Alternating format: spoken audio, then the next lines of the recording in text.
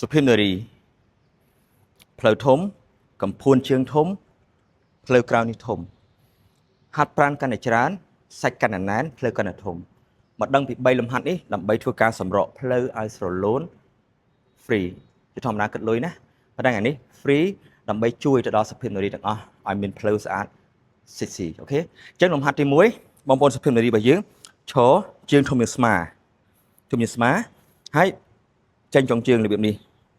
បន្ទន់ជង្គង់តិចជើងជង្គង់10% ហ៊ីបពោះខាងក្រោមហ៊ីបនេះឃើញហ៊ីបទេហ៊ីបពោះបន្ទន់ជង្គង់10% ណាសម្លឹងទៅមុខលើកដៃស្មើធ្វើការហូររបៀបនេះឲ្យបាន3ទៅ5នាទីយ៉ាងហោច3ចាន់ហ្វុត5បន្ទាប់មកទៀតធ្វើការសម្រាក1នាទីនិងលេងឲ្យបាន4ជុំរបៀបនេះណាដកដង្ហើមធម្មតាអែនខ្នងឲ្យស្មើណាអែនខ្នងឲ្យស្មើអែនខ្នងហ៊ីបពោះមើលទៅមុខដកដង្ហើមធម្មតាកុំទប់ដង្ហើមណាលំហាត់ទី2សម្រាប់ការសម្រកលេងឆ្លាស់ជើងខ្ទេចជើងស្មើតន់ស្មើរបៀបនេះហើយបោះជើងស្ដាំទៅក្រោយព្រោះខ្ញុំលេងយកជើងស្ដាំមកក្រោយមុនឆ្អើតចុងជើងស្ដាំឆ្អើតចុងជើងឆ្វេងហ៊ីបពោះខ្នងអែនបន្តិចហើយលើកណាបន្ទន់ជង្គង់ផងបន្ទន់ជង្គង់5% roughly 5% hold របៀបនេះហេ hold របៀបនេះឲ្យបានពី3ទៅ5នាទីហើយសម្រាប់1នាទីបន្តមកទៀតដូរជើងម្ដងជើងស្មើដដែលបោះខាងក្រោយ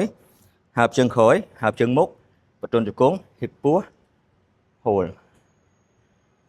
សម្រកណាសម្រាប់អ្នកដែលមានម៉ាស់សាច់ដុំក្រាស់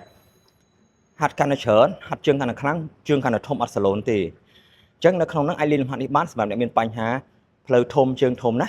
នឹងលំហាត់ទី2លំហាត់ទី3រកជញ្ជាំងណាមួយក៏បានណាជញ្ជាំងក៏បានដៃខ្ញុំក៏បានឈរអែនគៀតបន្តិចអូខេ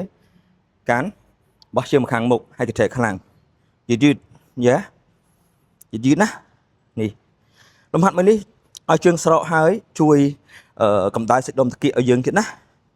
ធ្វើលៀបនេះមួយខាងឲ្យបាន50ដង4ជុំហើយបន្តមកទៀតធ្វើមួយខាងទៀតមួយជើងណាជើងស្មើយ៉ាមួយទៀតឃើញទេ50ដងណាចឹងលេងឲ្យបាន50ដងនេះជា demo អញ្ចឹងខ្ញុំលេងឲ្យបាន50ទេណាអញ្ចឹងសុភាពនារីទាំងអស់លេងឲ្យបាន50ដងដើម្បីបានផ្លូវសាឡូនខ្ញុំធានាថានឹងស្រកផ្លូវក្នុងរយៈពេលយ៉ាងយូរ60ថ្ងៃលំហាត់មួយនេះគួរតែលេងពី3ទៅ4ដងនៅក្នុងមួយសប្តាហ៍ហើយលេងពេលល្ងាចដើម្បី